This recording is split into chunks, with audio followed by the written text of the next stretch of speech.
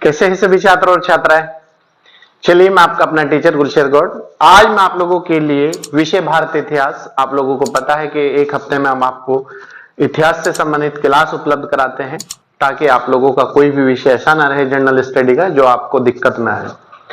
तो आज हमारी क्लास है इतिहास और टॉपिक है हमारा खिलजी वंश, सॉरी उसमें तुगलक वंश। तो तुगलक वंश, खिलजी वंश हमने कंप्लीट कर लिया है। तुगलक वंश से आज हम आपको कंप्लीट जो भी इंपोर्टेंट चीजें हैं वो कंप्लीट करा देंगे। तुगलक वंश में जो इंपोर्टेंट चीजें हैं वो तीन शासक है, गयासुद्दीन तुगलक, मोहम्मद बिन तुगलक और फिरोज शाह तुगलक। इन तीनों के बारे में जो भी महत्वपूर्ण एग्जाम से संबंधित जानकारी है वो आज हम तुगलक वंश को कंप्लीट इस क्लास में कराएंगे आप लोगों को। तो आइए, आप लोग अच्छी तरीके से जुड़िएगा और ज्यादा से ज्यादा लोगों को जोड़ने का प्रयास करिएगा और इस वीडियो को अपने दोस्तों में, अपने ग्रुप में ज्यादा से ज्यादा शेयर कीजिएगा ताकि लोगों को भी इसका फायदा मिल सके। तो आइए देखते हैं, विषय हमारा इतिहास, और इतिहास में मध्यकालीन भारत भी आप कह सकते हो और दिल्ली सल्तनत भी कह सकते हो, आंसर एक ही है, ठीक है। और टॉपिक है हमारा तुगलक वंश, 1320 से 1398 इसका कार्यकाल रहा है तीनों शासकों का, ठीक है। देखिएगा, पहला इसका जो शासक था वो था गयासुद्दीन तुगलक। इसकी शॉर्ट फॉर्म है GT, Ghiyasuddin Tughlaq. GT, G for Ghiyasuddin, T for Tughlaq, ठीक है। इसका समय जो रहा है वो 1320 से 1325 ईस्वी तक रहा है। 5 सितंबर 1320 ईस्वी को खुसरो खां को पराजित करके, खुसरो खां खिलजी वंश का अंतिम शासक था ये, ठीक है। खुसरो खां को पराजित करके गाजी मलिक या गयासुद्दीन तुगलक, एक ही बात है, गाजी मलिक या गयासुद्दीन तुगलक के नाम से 8 सितंबर 1320 ईस्वी को दिल्ली की गद्दी पर बैठा था। तो क्वेश्चन ये है कि जो तुगलक वंश है उसका संस्थापक कौन था? तुगलक वंश का जो संस्थापक था वो था गयासुद्दीन तुगलक। गयासुद्दीन तुगलक कब गद्दी पर बैठा? 8 सितंबर 1320 ईस्वी में। किसकी हत्या करके गद्दी पर बैठा था या किसे हटाने के बाद गद्दी पर बैठा था? जो खिलजी वंश का अंतिम शासक था खुसरो खां, उसे, उसकी हत्या करके ये गद्दी पर बैठा था। नेक्स्ट है, गयासुद्दीन तुगलक ने अलाउद्दीन के द्वारा अमीरों से वापस ली गई भूमि को दोबारा लौटा दिया था। वक्फ कहते हैं जिसे हम, वक्फ में दी गई, आप लोगों को पढ़ाया था मैंने। अलाउद्दीन खिलजी ने क्या किया था कि राज्य का राजस्व बढ़ाने के लिए जो वक्फ वगैरह में दान में दी गई भूमि थी, स्कूलों को, विद्यालयों को, मंदिरों को, मस्जिद को, वो सब वापस ले ली थी और उसे उसने बंजर भूमि में बदल दिया था। तो इसने क्या किया था, अलाउद्दीन की जो नीति थी उसे बदलते हुए इसने दोबारा से उन लोगों को दोबारा से लौटा दिया था जिन जिन लोगों की वो भूमि थी। नेक्स्ट, गयासुद्दीन तुगलक प्रथम शासक था जिसने भारत में पहली बार कुएं एवं नहरों का निर्माण कराया था। क्वेश्चन आता है एग्जाम में, भारत का पहला ऐसा कौन सा शासक था जिसने नहरों का निर्माण कराया था? तो गयासुद्दीन तुगलक या तुगलक वंश का प्रथम शासक गयासुद्दीन तुगलक एकमात्र ऐसा शासक था जिसने भारत में पहली बार नहरों का और कुओं का निर्माण कराया था। गयासुद्दीन तुगलक ने दिल्ली के पास तुगलकाबाद नगर की स्थापना की थी। क्वेश्चन अगर आ जाए, तुगलकाबाद नगर किसने बसाया था? गयासुद्दीन तुगलक ने। इस नगर में रोमन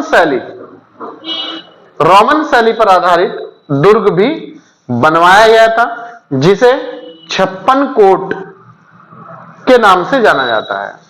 तो याद रखना, तुगलकाबाद नगर की जो स्थापना की थी वो किसने की थी? गयासुद्दीन तुगलक ने। तुगलकाबाद नगर में एक दुर्ग का निर्माण करवाया गया था जिसे 56 कोट के नाम से जाना जाता है और इस दुर्ग का जो निर्माण था वो रोमन शैली पर आधारित था, ठीक है। दुर्ग नेक्स्ट पॉइंट है। इसके बाद दूसरा जो शासक था वो था मोहम्मद बिन तुगलक। इसकी शॉर्ट फॉर्म है MBT, MBT, मोहम्मद बिन तुगलक, ये इसकी शॉर्ट फॉर्म है। ठीक है, इसका शासनकाल जो रहा है वो रहा है 1325 से 1351 ईस्वी तक। किसका?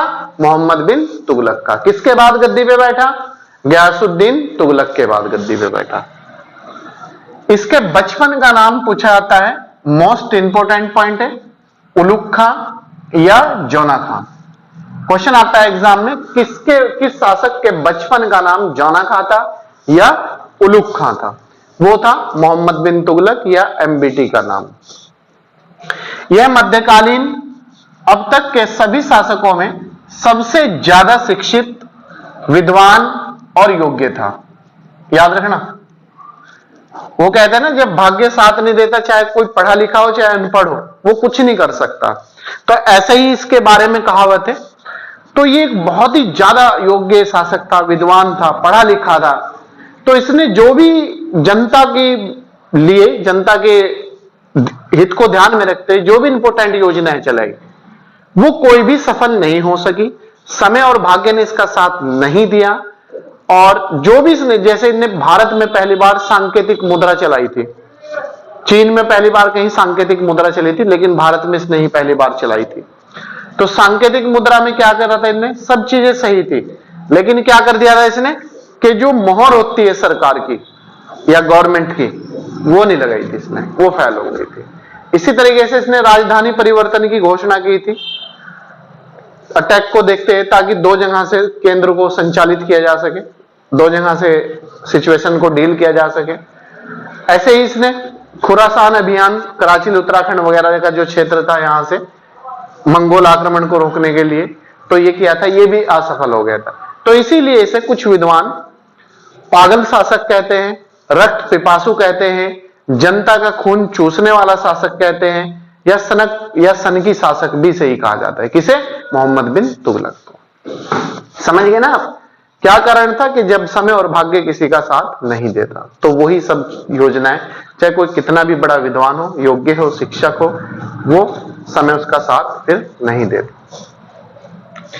MBT को पागल, सौपनशील और रक्त पिपासु, जनता का खून पीने वाला या चूसने वाला के नाम से भी जाना जाता है।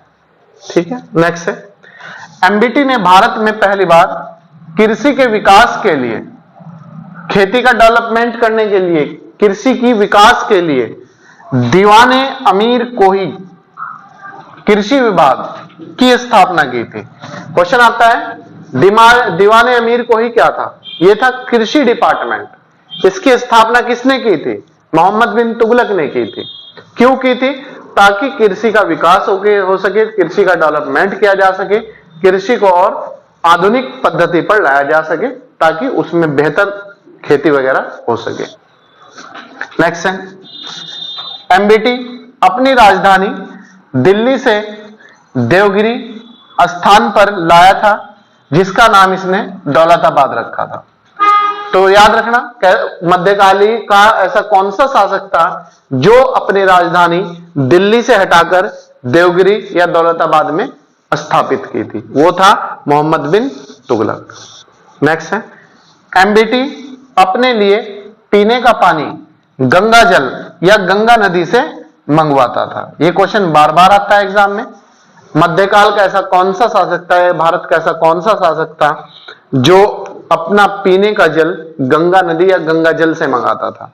वो था मोहम्मद बिन तुगलक। ठीक है, इसके बाद नेक्स्ट पॉइंट है हमारा, इसके बाद नेक्स्ट पॉइंट है, MBT द्वारा, मोहम्मद बिन तुगलक द्वारा अपनी दूरदर्शिता का परिचय देते हुए 4 महत्वपूर्ण योजनाएं चलाई थी, लेकिन वह असफल हो गई थी।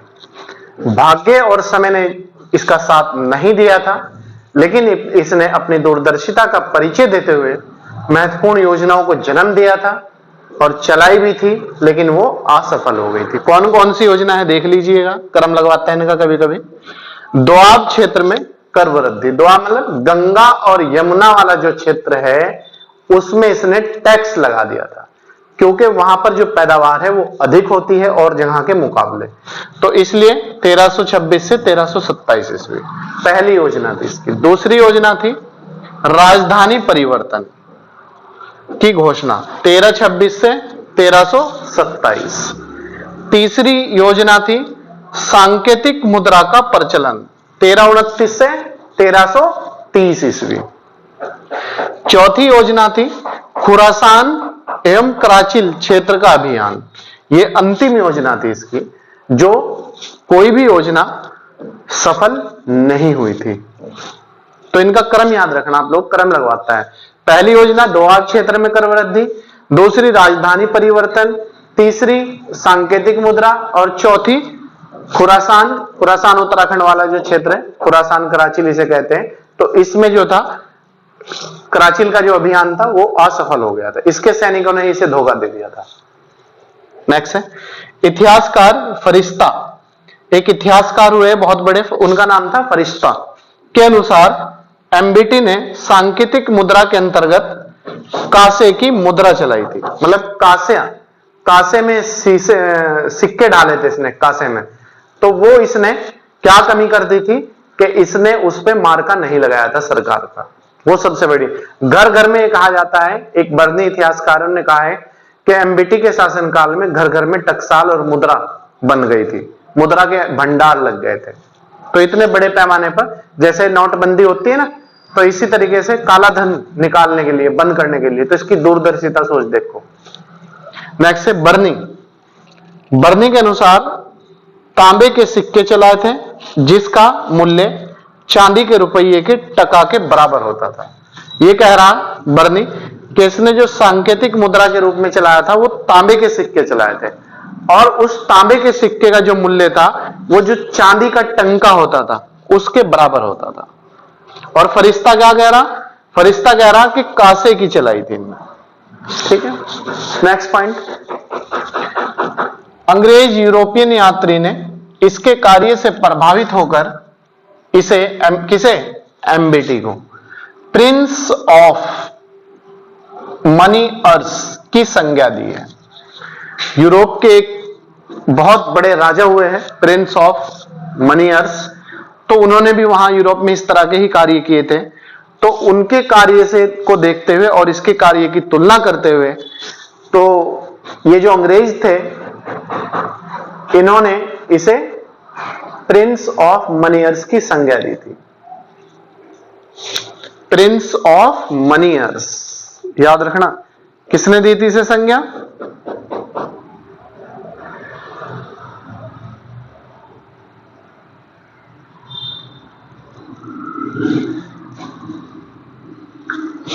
Next point.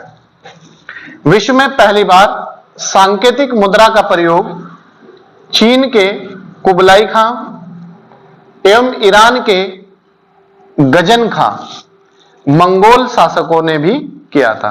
पहली बार सांकेतिक जो मुद्रा भारत में शासक ने चलाई थी एमबीटी ने, इसका प्रयोग विश्व स्तर पर चीन में हो चुका था और ईरान में भी हो चुका था। वहां पर सफल रही थी, लेकिन भारत में यह योजना सफल नहीं रही थी। नेक्स्ट है इब्न बतूता 1333 ईस्वी में एमबीटी के शासन काल में अफ्रीका के मोरक्को से भारत आए थे। क्वेश्चन आता है कि अफ्रीकी यात्री कौन था जो भारत में आया था? तो अफ्रीकी यात्री इब्न बतूता था। किसके शासन काल में भारत आया था? मोहम्मद बिन तुगलक के शासन काल में भारत आया था। कब आया था? 1333 ईस्वी में। अफ्रीका के किस स्थान से आया था? तो अफ्रीका के मोरक्को स्थान से आया था। ठीक है, इब्न बतूता 1333, एमबीटी अफ्रीका, कहां से? मोरक्को से। इसे एमबीटी ने, जब अफ्रीका के यात्री भारत में आए थे, गाजी, दिल्ली का जो था इसे गाजी बना दिया था एमबीटी ने। ठीक है, इसकी योग्यता और दक्षता को देखते हुए अब दिल्ली का गाजी नियुक्त कर दिया था। और फिर बाद में 1342 ईस्वी में इसे राजदूत बनाकर चीन भेजा था। क्वेश्चन आ सकता है किस शासक ने अफ्रीका के जो मोरक्को के यात्री थे इब्न बतूता, उसे अपना राजदूत बनाकर चीन में भेजा था। तो भेजा था मोहम्मद बिन तुगलक ने। एक सबसे most very very important point है, ये बार बार पूछा जाता है एग्जाम में। इब्न बतूता की प्रसिद्ध पुस्तक रहला, कहीं कहीं एग्जाम में रिहला आता है तब भी आंसर वही है, और कहीं कहीं रहला आता है तब भी आंसर वही है। एमबीटी के शासन काल की घटनाओं का उल्लेख किया गया है। इसमें इन्होंने, इब्न बतूता ने अपनी पुस्तक रहला में मोहम्मद बिन तुगलक के शासन काल में जो योजनाएं चलाई गई, शासक के कार्य थे, जो सामाजिक प्रथाएं थी, जो ये कहा जाता है कि जो सती प्रथा थी उस पे सती होने के लिए शासक की अनुमति लेनी पड़ती थी पहले। ठीक, तो इस तरह के इसमें घटनाओं का उल्लेख किया गया है।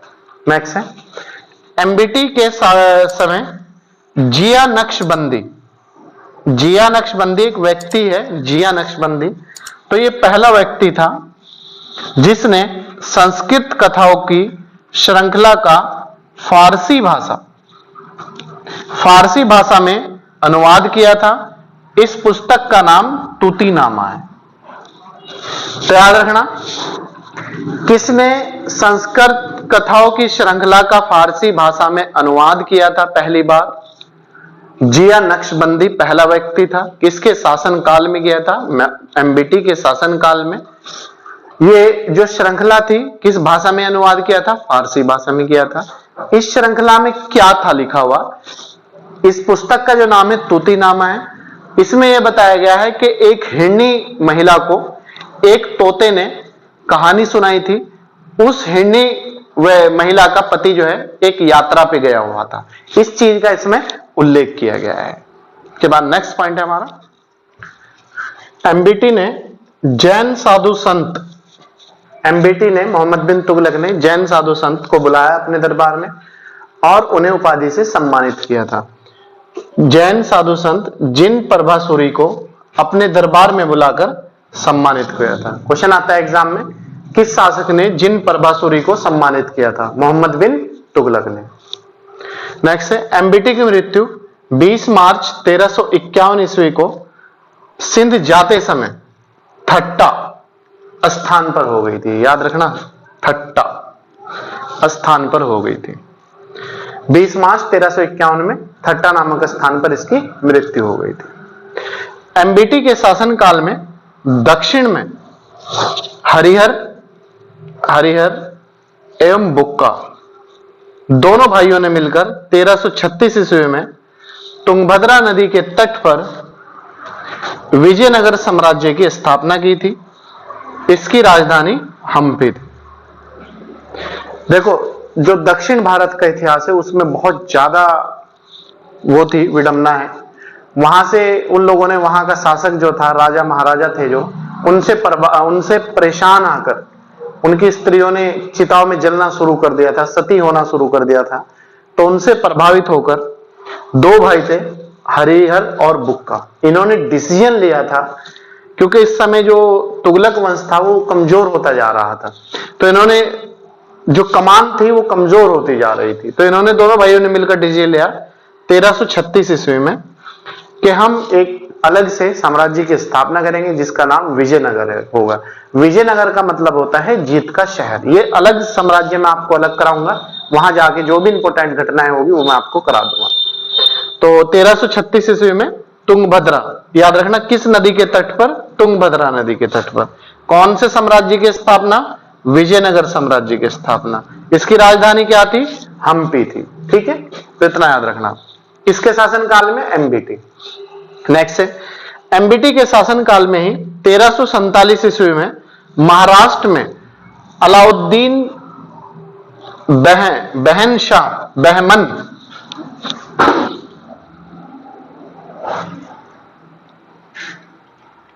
शाह ने बहमनी राज्य की स्थापना की थी। अपने नाम पर ही इन्होंने, अलाउद्दीन बहमन शाह ने 1347 ईस्वी में बहमनी साम्राज्य की स्थापना की थी। और बहमनी जो साम्राज्य था वर्तमान में महाराष्ट्र जो क्षेत्र आता है वो इसके अंतर्गत आता था उस समय। ठीक, नेक्स्ट पॉइंट, एमबीटी की मृत्यु पर लोगों ने बहुत खुशी मनाई थी, बहुत ज्यादा खुशी मनाई थी। तो एक इतिहासकार हुए बदायूं ने लिखा है कि लोगों को राजा से और राजा को लोगों से मुक्ति मिल गई है। मतलब राजा को प्रजा से और प्रजा को राजा से मुक्ति मिल गई है। ये किसका स्टेटमेंट है? इतिहासकार बदायूं का। क्योंकि लोग बहुत परेशान आ चुके थे, नई नई योजनाएं ला रहा था, नई नई चीजें ला रहा था, तो लोगों को वो सब चीजें एक्सेप्ट नहीं हो रही थी और प्रॉब्लम आनी शुरू हो गई थी एक समाज में। ठीक है, तो इसी पे स्टेटमेंट दिया था बदायूं ने कि राजा को प्रजा से और प्रजा को राजा से मुक्ति मिल गई है। तो ये इतिहासकार किसका है? बदायूं ने। किस शासक के बारे में है? मोहम्मद बिन तुगलक। नेक्स्ट है, एमबीटी ने शेख अलाउद्दीन, एमबीटी जो थे दिल्ली वाले, शेख अलाउद्दीन जो थे उनके शिष्य थे, इनके गुरु शेख अलाउद्दीन थे। यह सल्तनत का, यह मतलब मोहम्मद बिन तुगलक प्रथम शासक था जो अजमेर में शेख ख्वाजा मोइनुद्दीन चिश्ती की दरगाह और बहराइच में सैयद सालार मसूद गाजी के मकबरे पर गया था। क्वेश्चन आता है कैसा मध्यकाल का या दिल्ली सल्तनत का कौन सा शासक था जो अजमेर में दरगाह और बहराइच में दरगाह पर गया था? तो अजमेर में जो दरगाह है वो याद रखना शेख मोइनुद्दीन चिश्ती की है, अजमेर में है। उस पे जाने वाला पहला शासक मध्यकाल का मोहम्मद बिन तुगलक, और बहराइच में जो दरगाह है वो सैयद सालार मसूद गाजी की है, उस पे भी जाने वाला भारत का पहला जो शासक था वो था मोहम्मद बिन तुगलक। नेक्स्ट है, एमबीटी ने इन संतों की कब्र पर अनेक मकबरों का निर्माण करवाया था। मकबरा का मतलब है कब्र पर ऊपर, ठीक है, कब्र पर ढक देना, उसे कहते हैं मकबरा, जो ऊपर को थोड़ा उठा होता है। तो किस किस के उस पे मकबरों का निर्माण किया था इन्हें? बदायूं में मीरन मुलहीम थे, बहुत विद्वान लोग हुए, बहुत ही योग्य थे, तो उनके मकबरे पर इसने बदायूं में कब्र का निर्माण करवाया था। दिल्ली में शेख निजामुद्दीन औलिया के मकबरे का, जो दिल्ली मरकज है दिल्ली में, तो उस पर जो मकबरे का निर्माण कराया था वो मोहम्मद बिन तुगलक ने ही कराया था। नेक्स्ट है, मुल्तान में शेख रुकनुद्दीन के मकबरे का निर्माण कराने वाला शासक मोहम्मद बिन तुगलक था। इसके बाद नेक्स्ट शासक है हमारा फिरोज शाह तुगलक, उसे भी कंप्लीट करते हैं, आइए देखते हैं। इसके बाद नेक्स्ट शासक है हमारा तीसरे नंबर का फिरोज शाह तुगलक। इसे शॉर्ट फॉर्म में कहते हैं एफएसटी। जिस तरह गयासुद्दीन तुगलक को जीटी कहते हैं और मोहम्मद बिन तुगलक को एमबीटी कहते हैं, तो इसे भी फिरोज शाह तुगलक को एफएसटी कहा जाता है। ये फॉर्मूला हम लोगों ने अपने बनाया है, आप टेंशन न लें। 1351 से 1388 ईस्वी तक इसका कार्यकाल रहा। 1388 ईस्वी में इसकी मृत्यु हो गई थी। फिर इसके बाद फिर छिटपुट शासक रहे, वो छोड़ दो अलग। इसमें एफएसटी दिल्ली की गद्दी पर 1351 ईस्वी में बैठा था। इसने गद्दी पर बैठते समय कासिम अमीरुल मोमिनीन की उपाधि ली थी। तो याद रखना, एफएसटी ने जब गद्दी पे बैठा किस चीज की उपाधि ली थी? कासिम अमीर उल मोमिनीन की उपाधि लेने वाला शासक कौन था? फिरोज शाह तुगलक। एफएसटी ने गद्दी पर बैठने के तुरंत बाद 24 करों को समाप्त कर दिया था और सिर्फ 4 कर लगाए थे। ऐसा पहला शासक था जिसने इतने बड़े पैमाने पर 24 करों को समाप्त करा था और सिर्फ 4 ही कर छोड़ दिए थे इसने। वो कौन कौन से थे 4 कर? खराज होता था लगान, भूमि से वसूला गया टैक्स। खुम्स होता था युद्ध में लूटा गया माल। ये पूछा जाता है खुम्स क्या था, खराज क्या था? तो खराज जो था लगान था, भूमि से जो टैक्स वसूला जाता था, और खुम्स युद्ध में लूटा गया माल था, और जजिया गैर मुस्लिमों से लिए जाने वाला धार्मिक कर था, मतलब हिंदुओं से लिया जाने वाला धार्मिक कर जजिया, और जकात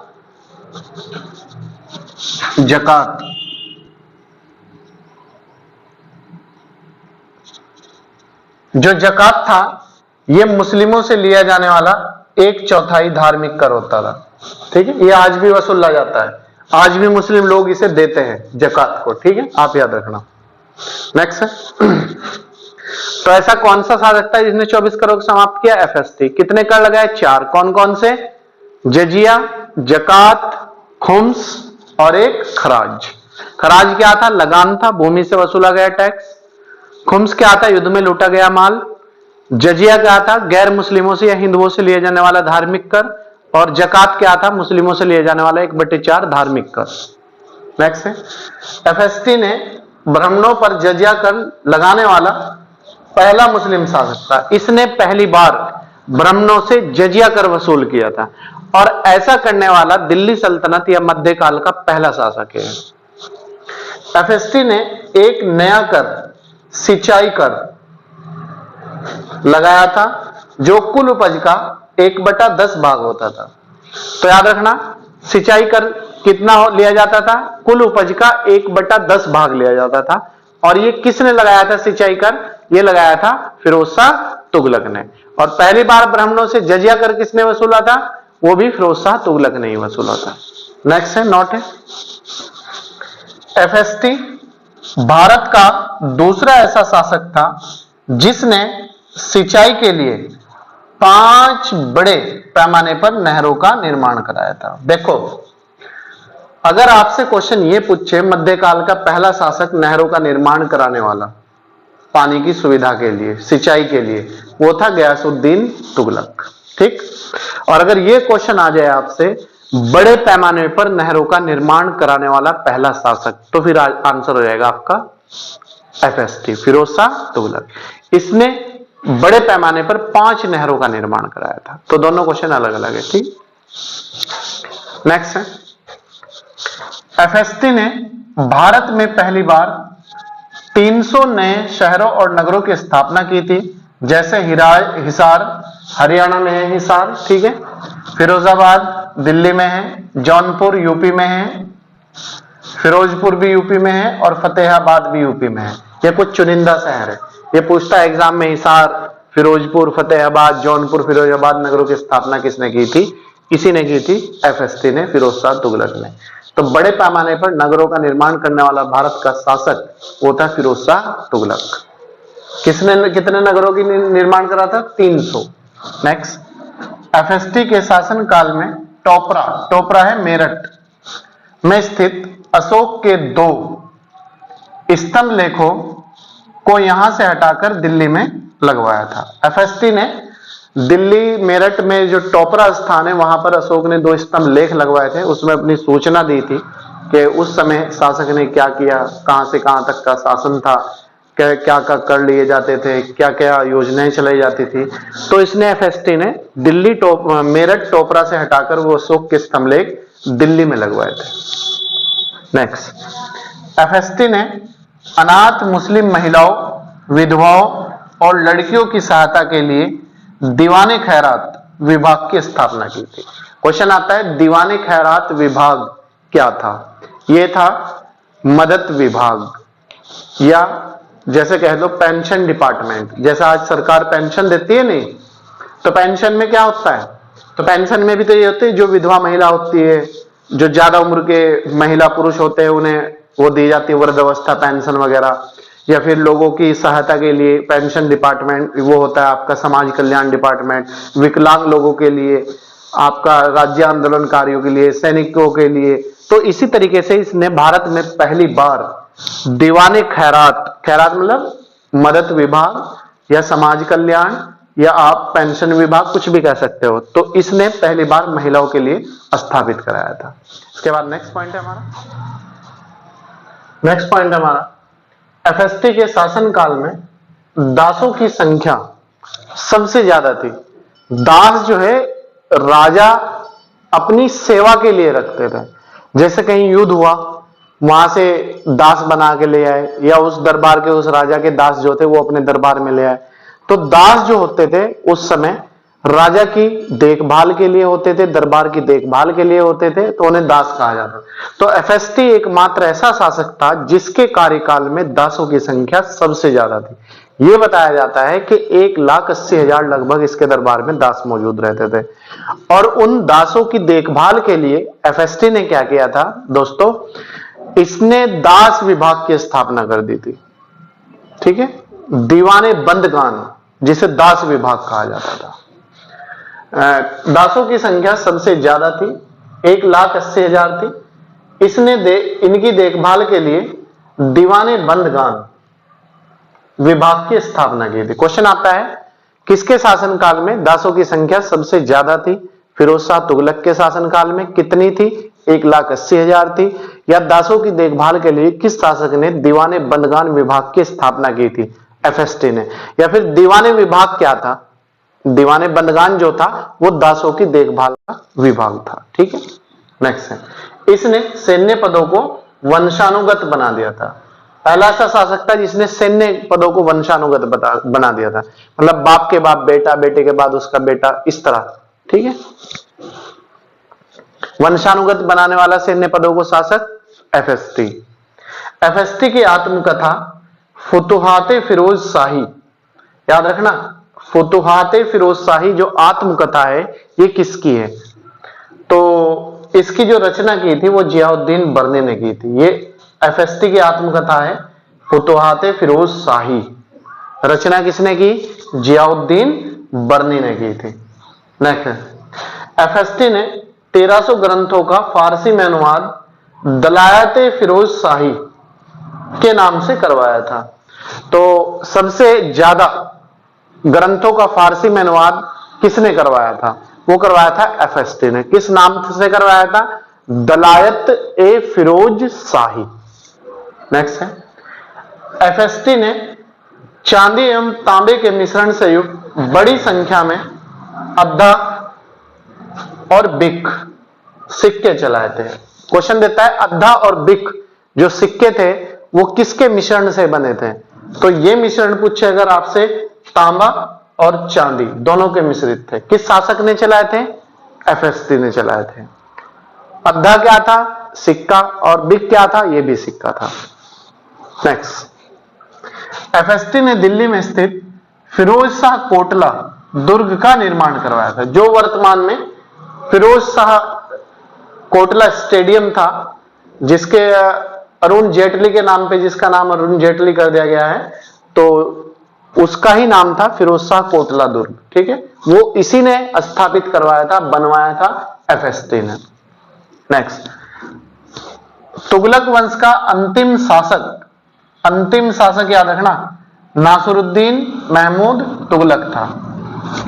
तुगलक वंश का अंतिम शासक कौन था? नासिरुद्दीन महमूद तुगलक। सबसे ज्यादा जो अब तक योग्य शासक रहे हैं वो रहे हैं GT, Ghiyasuddin Tughlaq, MBT, FST. जब नासिरुद्दीन महमूद एनएमटी नासिरुद्दीन महमूद तुगलक गद्दी पे बैठा तो एक अयोग्य शासक था, ये काबिल शासक नहीं था। तो जैसे ये गद्दी पे बैठता है, इसके शासनकाल में विद्रोह होने शुरू हो गए, स्वतंत्र राज्यों की स्थापना होनी शुरू हो गई। क्योंकि जो शासक होता है वो शासन जो करता था तलवार के बल पे करता था, अपने दम पे करता था, लेकिन इसमें वो योग्यता नहीं थी। तो जैसे ये गद्दी पे बैठता है तो भारत में अनेक स्वतंत्र राज्यों की स्थापना होनी शुरू हो गई। और यह बताया जाता है कि जो इसके पिता का शासनकाल था वो सिमट कर सिर्फ दिल्ली में जो पालम हवाई अड्डा है, ठीक है, तो वहां तक दिल्ली से दिल्ली तक ही रह गया था, दिल्ली से सिमटकर पालम हवाई अड्डा तक रह गया था। ये क्वेश्चन आता है एग्जाम में कि किस शासक का शासनकाल दिल्ली से सिमटकर पालम तक सीमित हो गया था? वो रह गया था नासिरुद्दीन महमूद तुगलक। और तुगलक वंश का ये अंतिम शासक था। तैमूर लंग ने भारत पर आक्रमण 1398 ईस्वी में। क्वेश्चन आता है कि तैमूर लंग ने भारत पर जो अटैक किया था वो कब किया था? वो किया था 1398 ईस्वी में। किसके शासनकाल में किया था? नासिरुद्दीन महमूद तुगलक के काल में किया था, जो दिल्ली मध्यकालीन भारत या दिल्ली सल्तनत या फिर आप कह लो तुगलक वंश का अंतिम शासक था। 1398 में तैमूर लंग ने दिल्ली या भारत पर आक्रमण किया था। उस समय भारत का जो राजा था वो नासिरुद्दीन महमूद तुगलक था। नासिरुद्दीन के शासनकाल में ही मलिक सरवर ने जौनपुर यूपी में है, में एक स्वतंत्र राज्य की स्थापना की थी। और जौनपुर को भारत का शिराज कहा जाता है, याद रखना। जौनपुर जो राज्य था वो यूपी में है। उसकी स्थापना, स्वतंत्र जौनपुर राज्य की स्थापना मलिक सरवण ने की थी और जौनपुर को स्थापत्य कला की दृष्टि से बेहतर विकसित होने के कारण उसे जौनपुर को भारत का सिराज कहा जाता है। क्वेश्चन आ सकता है एग्जाम में, सिराज भारत का किसे कहा जाता है? जौनपुर को। क्यों कहा जाता है? स्थापत्य कला की दृष्टि से डेवलप होने के कारण। ठीक है, तो प्यारे छात्रों छात्राओं, आज हमने तुगलक वंश कंप्लीट किया है।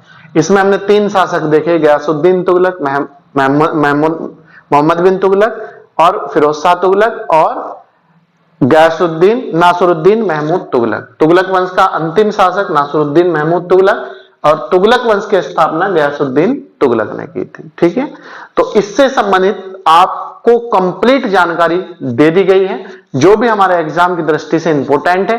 बाकी आप इसे 1 से 2 बार पढ़ लो, लिख लो और सुन लो, तो आप यकीन मानिए एग्जाम में कोई भी क्वेश्चन आप छोड़ के नहीं आएंगे। आप बस जरूरत है हमें इसे संजोने की। ठीक है, चलिए, मैं आपका अपना टीचर गुलशेर गौड़, मिलता है आपसे नेक्स्ट वीडियो के साथ। तब तक आप बने रहिएगा और ज्यादा से ज्यादा लोगों को वीडियो को शेयर कीजिएगा। तब तक आप अपना बहुत ख्याल रखिएगा। Thank you.